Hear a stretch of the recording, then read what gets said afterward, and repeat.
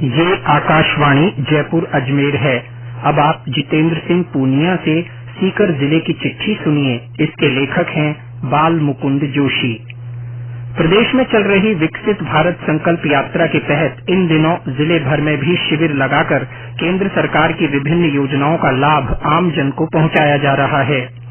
प्रधानमंत्री नरेंद्र मोदी की गारंटी वाली गाड़ी ग्राम पंचायत मुख्यालयों पर पहुंच रही है। विधानसभा अध्यक्ष वासुदेव देवनानी ने जिले में यात्रा का शुभारंभ किया।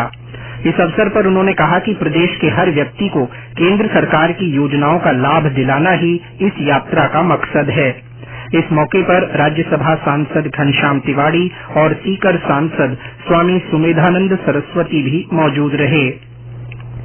केंद्र सरकार के निर्देश पर अब जिले में भी स्वास्थ्य कल्याण केंद्रों के नाम और ब्रांडिंग में बदलाव किया जा रहा है।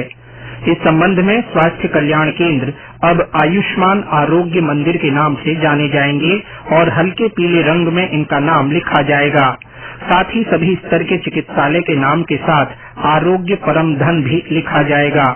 इन पर प्राथमिक स्वास्थ्य केंद्र, शहरी प्राथमिक स्वास्थ्य केंद्र और उप स्वास्थ्य केंद्र भी अंकित होगा। उत्तर पश्चिम रेलवे ने नव वर्ष पर यात्री भार को देखते हुए Jaipur Delhi rings special train का संचालन किया है। नीमका थाना और नारनौल होते हुए ये ट्रेन 7 जनवरी तक चलाई जाएगी। इस ट्रेन के चलने से नए साल पर खाटू श्याम जी आने वाले श्रद्धालुओं और पर्यटकों को सुविधा मिल रही है। पिछले दिनों सांसद सुमेधानंद सरस्वती ने रेल मंत्री अश्विनी वैष्णव से मुलाकात कर रेवाड़ी जयपुर के बीच एक जोड़ी दैनिक पैसेंजर रेल चलाने की मांग की।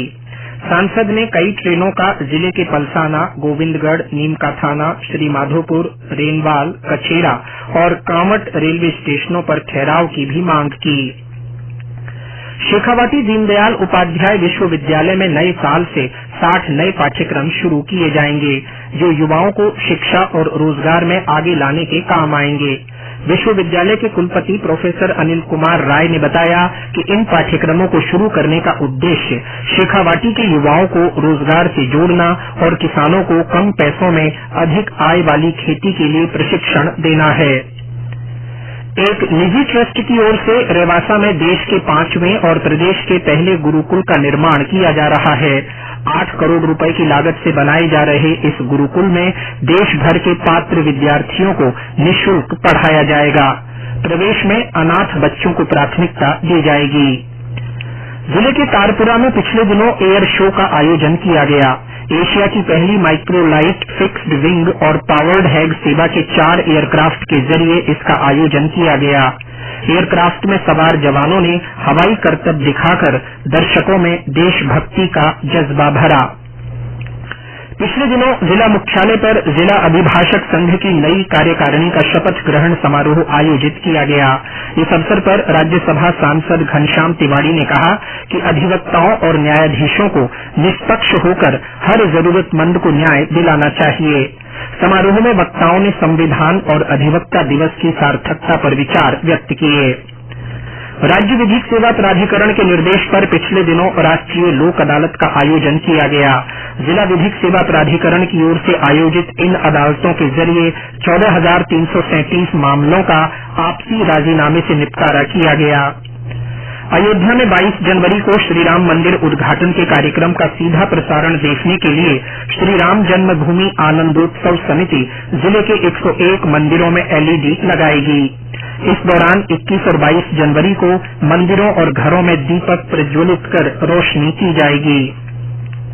पूर्व प्रधानमंत्री चौधरी चरण सिंह की जयंती जिले भर में श्रद्धापूर्वक मनाई गई।